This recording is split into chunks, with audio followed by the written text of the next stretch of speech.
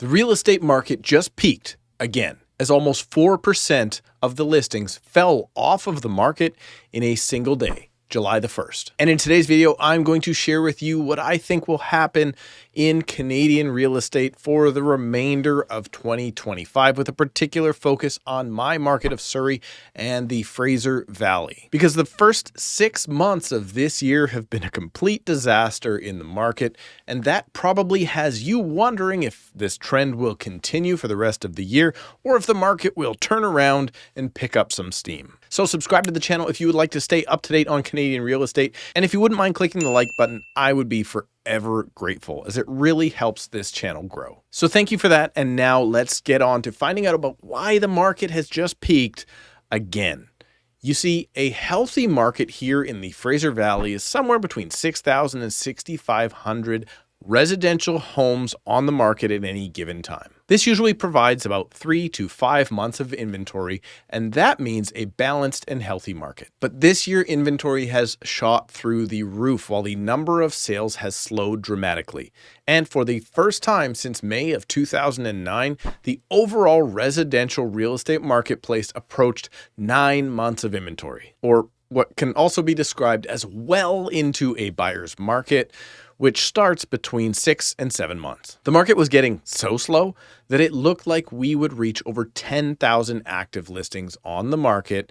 And well, we got close. I mean, really close. You see, every single day when I get into the office, I log into our backend MLS system and I check out how many active listings are on the market across the entire Fraser Valley, again in residential real estate. Less than 2 weeks ago, that number reached as high as 9,992 active listings. That's the highest number that I saw. For sure, this means a very, very slow market, and obviously the number would just keep climbing. And that would give me the opportunity to make some clickbait video like this one about the market crashing.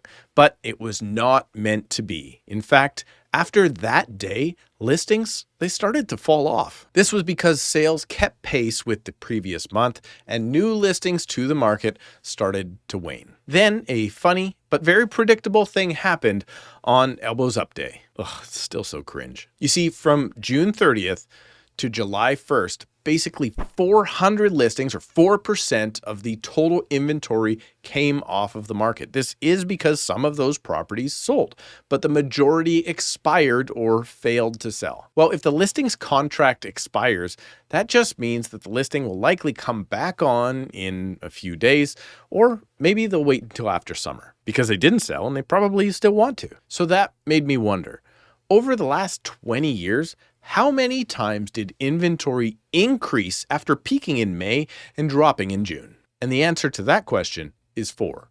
The years were 2005, 2011, again in 2012, and the last time it happened was 2016. But some years, that peak in listings doesn't happen until September. So what does this mean for the rest of 2025? Well, I think we are in for more of the same.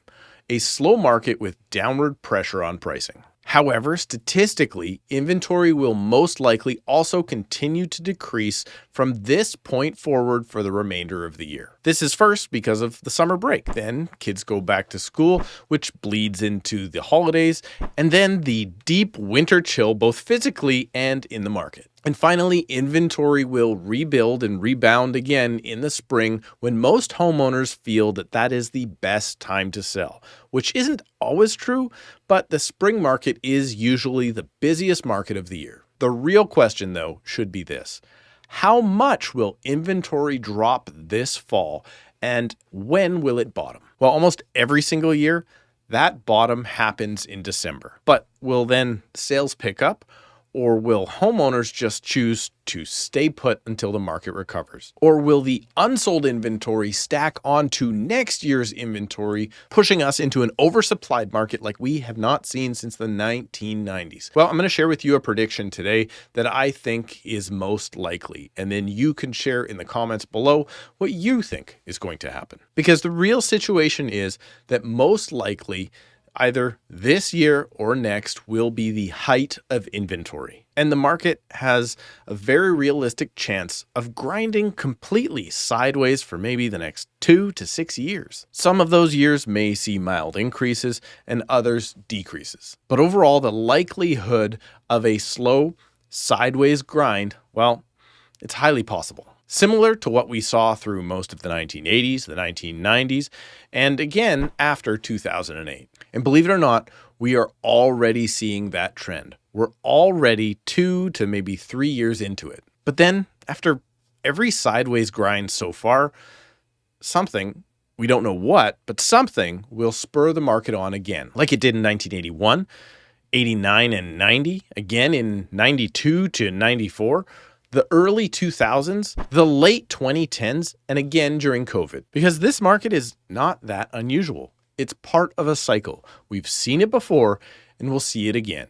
And if you are not interested in selling your home in a slower market, and your mortgage is coming up for renewal, make sure to watch this video right now to discover what you need to know about renewing your mortgage in 2025.